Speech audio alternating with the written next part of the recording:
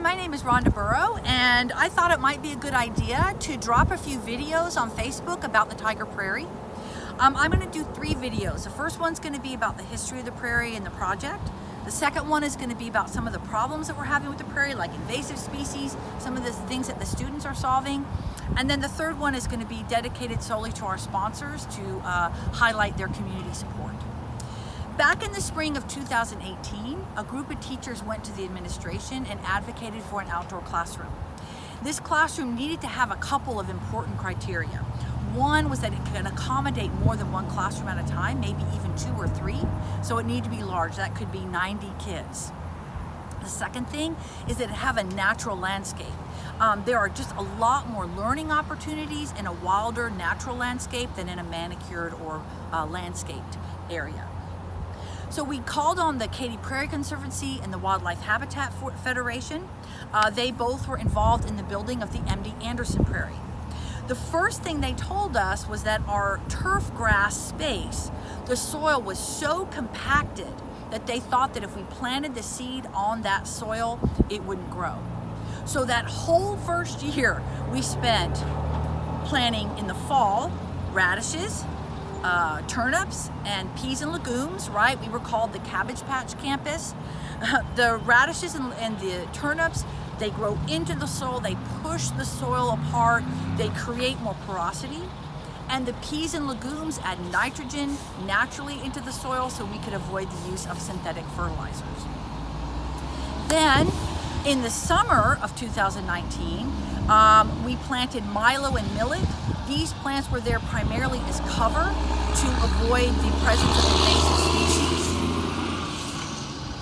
which I'll talk more about in the second video. Then, in this fall of 2019, we planted our prairie seeds. We had over 30 species of wildflowers and grasses in the seed, and students planted over 350 mature plants, grasses, and wildflowers as well. Now, it's very interesting about prairie plants. Here's the progression. Prairie seeds, or these plants, a lot of them, not all, but a lot of them, need the seasons in order to germinate. So we plant them in the fall, and then they freeze and thaw, and freeze and thaw, and that stimulates them to germinate. When the spring comes, the wildflowers were first, and if you remember, this whole area was covered in wildflowers. Now, some of the dead foliage you see here, this is called bee balm. Unfortunately, it can be really sensitive to heat and drought, so it didn't make it through the summer. But in more wet summers, we'll actually have this beautiful purple and pink flower that pollinators love all through the summer.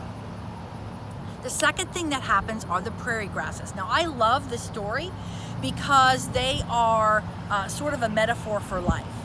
So prairie grasses, when you plant them, they grow down first. Now remember, the two kind of the backdrop learning opportunity here is that prairie ecosystems do 2 things really well.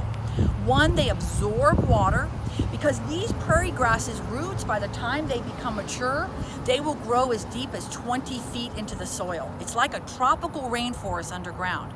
They'll absorb water. But because their roots are so deep, they are super hardy, so we will not need to irrigate this site no matter how hot it gets.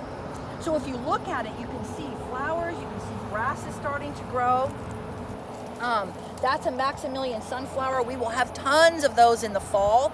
That is meant to bloom in the fall. We are trying to stagger the blooming of flowers so we have some all year round.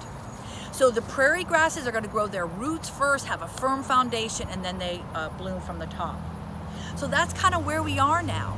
I'm going to put another video out on again after this to talk about some of the problems that we're having.